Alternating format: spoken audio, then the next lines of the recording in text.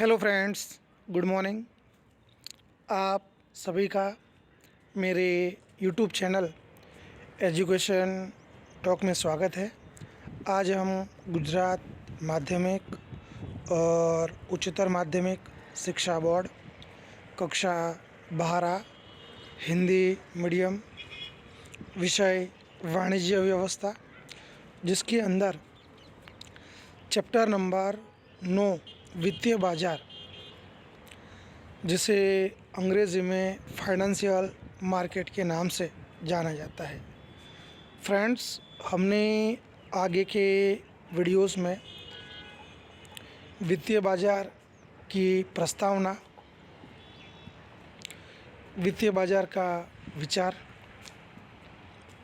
द्रव्य बाजार का अर्थ और उसका विचार, द्रव्य बाजार के लक्षण, इसके अलावा संगठित द्रव्य बाजार और असंगठित द्रव्य बाजार के बारे में हमने देखा था। आज हम द्रव्य बाजार के साधनों के बारे में हम पढ़ने वाले हैं। तो द्रव्य बाजार के साधन कौन कौन से होते हैं उसके बारे में हम बात करेंगे। तो बात करते हैं द्रव्य बाजार के साधनों की। द्रव्य बाजार के साधनों की परिपक्वता की जो अवधि होती है वो 1 वर्ष या उससे कम समय की होती है। वे सुरक्षित और असुरक्षित दोनों प्रकार के साधनों का व्यापार द्रव्य बाजार में होता है। द्रव्य बाजार के जो साधन हैं वो साधन निम्न अनुसार है। 1 ट्रेजरी बिल, 2 कॉमर्शियल पेपर, 3 बचत का प्रमाण पत्र, 4 commercial bill, 5 call money, notice money. हम सबसे पहले ट्रेजरी बिल के बारे में पढ़ेंगे।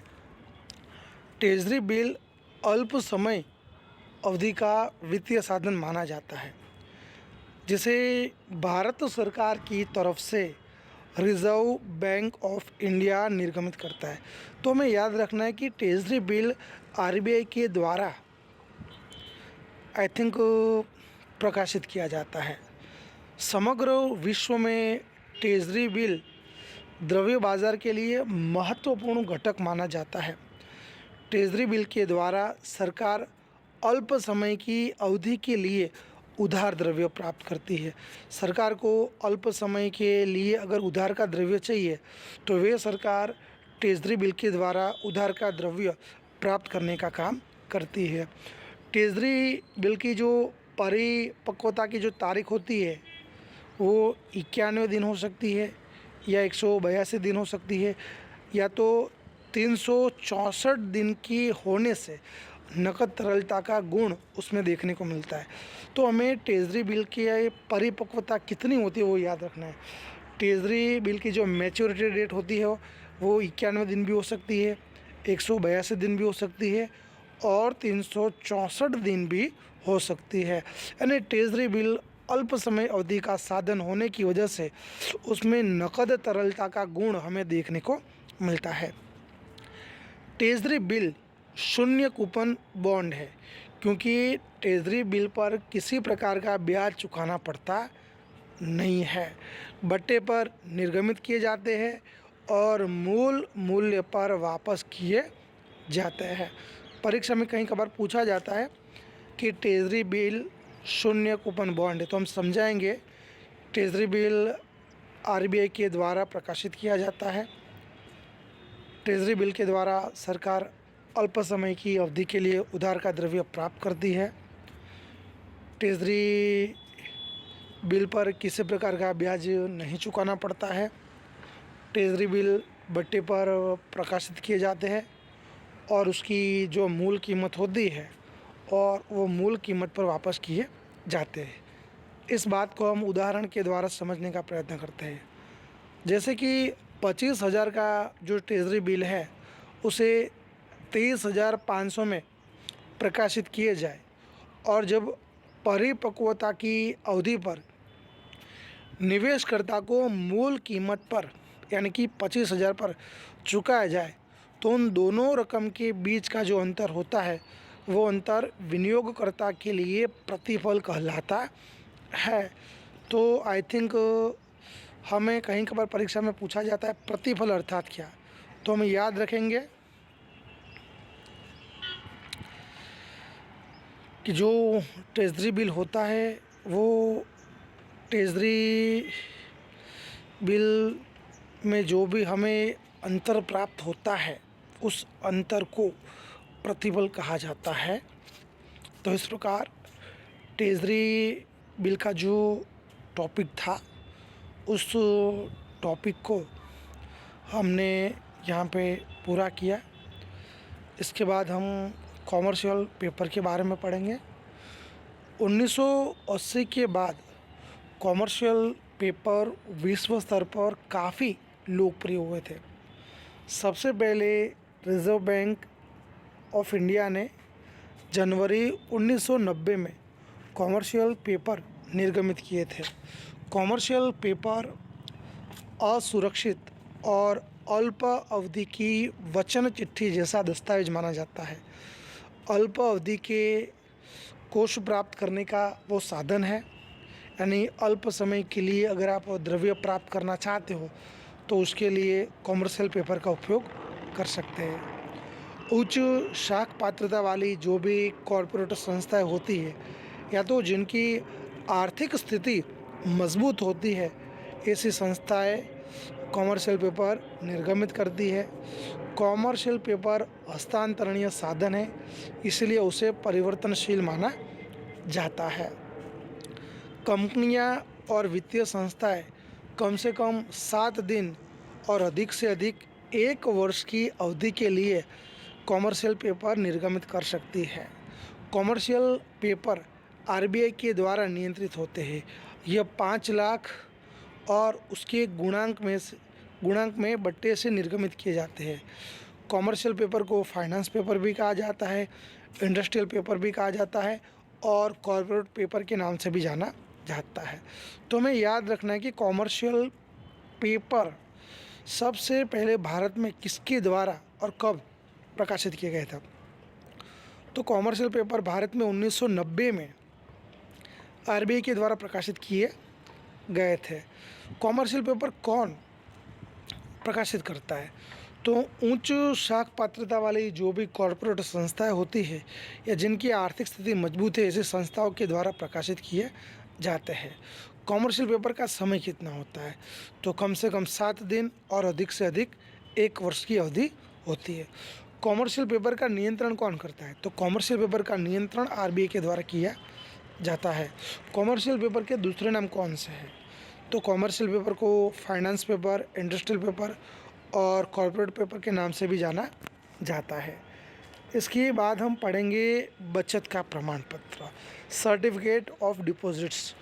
बचत का प्रमाण पत्र असुरक्षित, हस्तांतरणीय और अल्प अवधि का द्रव्य प्राप्त करने का साधन माना जाता है। शेड्यूल व्यापारी बैंक और वित्तीय संस्थाएं निर्गमित कर सकती है। बैंक में जमा निश्चित अवधि की बचत रसीद से बचत का प्रमाण पत्र बिल्कुल अलग होता है। बचत का प्रमाण पत्र हस्तांतरणीय और विक्रय किया जा सकता है, जबकि निश्चित अवधि की बचत की रसीद हस्तांतरणीय नहीं होती है और हम उसका विक्रय भी कर सकते नहीं है। शेड्यूल व्यापारी बैंकों को अपनी आवश्यकता के अनुसार विविध शर्तों के अधीन रहकर आई थिंक प्रकाशित करने की स्वतंत्रता दी जाती है। बचत प्रमाण पत्र का मूल्य कम से कम 1 लाख का होता है। फिर से पढ़ते हैं, बचत का प्रमाण पत्र असुरक्षित है, हस्तांतरणीय है और अल्प अवधि का द्रव्य प्राप्त करने का साधन है। शेड्यूल व्यापारी बैंकें और वित्तीय संस्थाओं के द्वारा उसे प्रकाशित किया जाता है। वे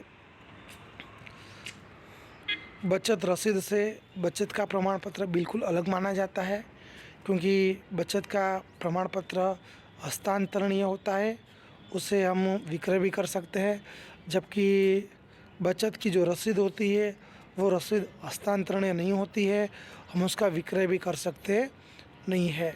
जो भी शेड्यूल बैंकें होती है वो शेड्यूल बैंकें अपनी आवश्यकता के अनुसार विभिन्न शर्तों के अधीन रहकर बचत का प्रमाण पत्र प्रकाशित करने की उनको स्वतंत्रता दी जाती है। बचत के प्रमाण पत्र का जो मूल्य होता है कम से कम 1 लाख का होता है। इसके बाद हम पढ़ेंगे कॉमर्शियल बिल।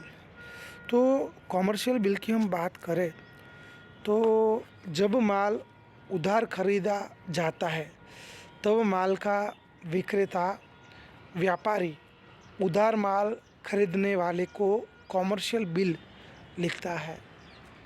कॉमर्शियल बिल यह हस्तांतरणीय है और यह बिल व्यवसाय के व्यवहारों से उत्पन्न होता है। निश्चित रकम पूरी चुकाने की शर्त रहित आदेश माना जाता है। रिपीट करते हैं, जब माल उधार खरीदा जाता है तब माल का जो विक्रेता व्यापारी होता है वे उधार माल खरीदने वाले को कॉमर्शियल बिल लिखता है।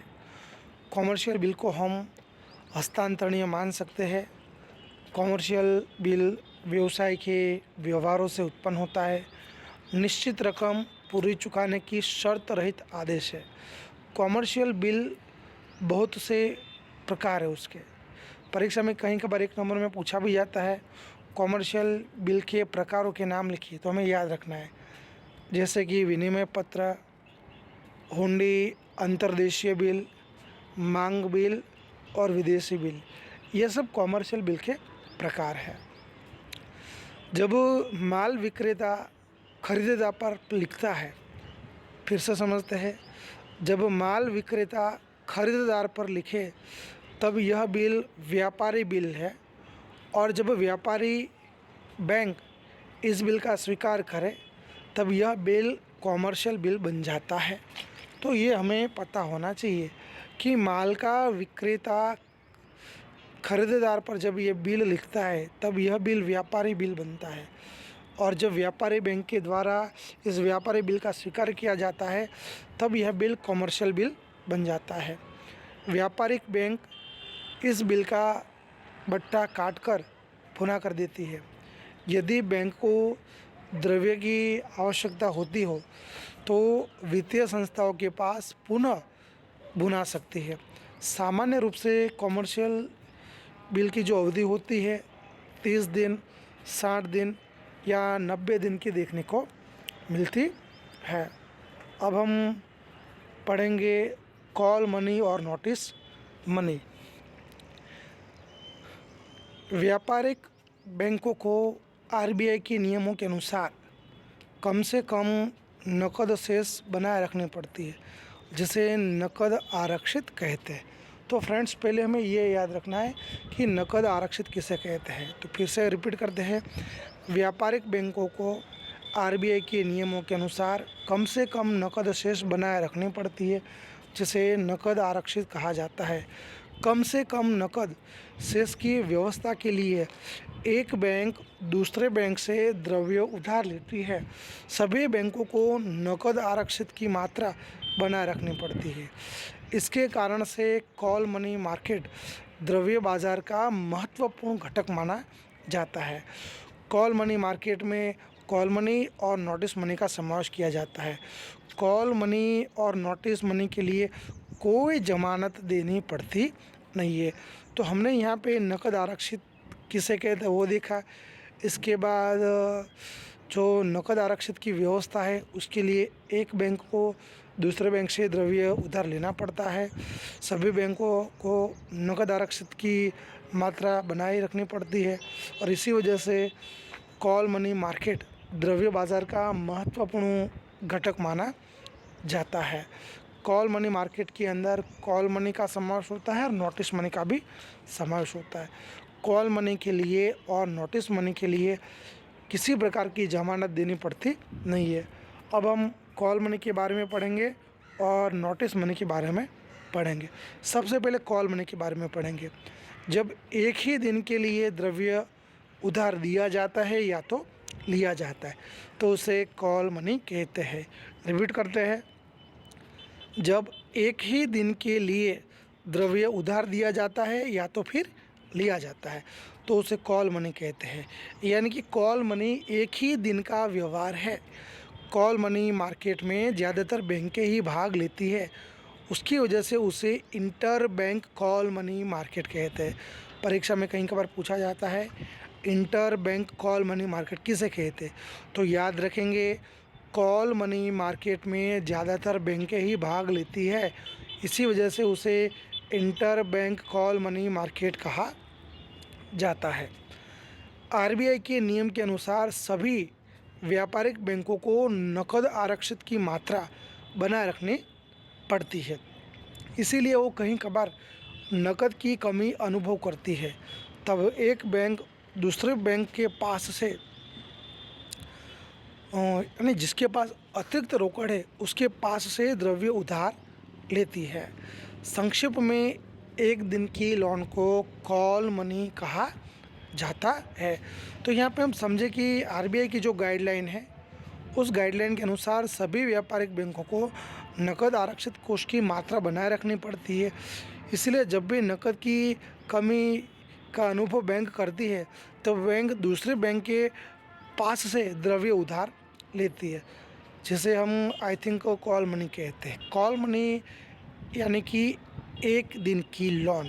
अब हम नोटिस मनी के बारे में पढ़ेंगे।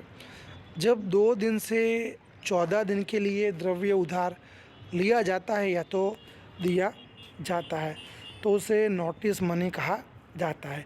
रिपीट करते हैं, जब 2 से 14 दिन के लिए द्रव्य उधार लिया जाता है या तो दिया जाता है तो उसे आई थिंक हम नोटिस मनी के नाम से जानते हैं। तो फ्रेंड्स, आज की हमने इस पूरे वीडियोस के अंदर द्रव्य बाज़ार के साधनों के बारे में जानकारी प्राप्त करने का प्रयत्न किया। अगर आपको हमारा ये वीडियो पसंद आए तो उसे लाइक कीजिए, शेयर कीजिए और हमारा जो यूट्यूब चैनल है उसे सब्सक्राइब करना ना भूलें। आगे के वीडियोस में हम फिर से कोई नए टॉपिक के साथ, कोई नए मुद्दे के साथ आपके सामने उपस्थित होंगे। तब तक जय हिंद, जय भारत, वंदे मातरम, भारत माता की जय। धन्यवाद। अस्तु।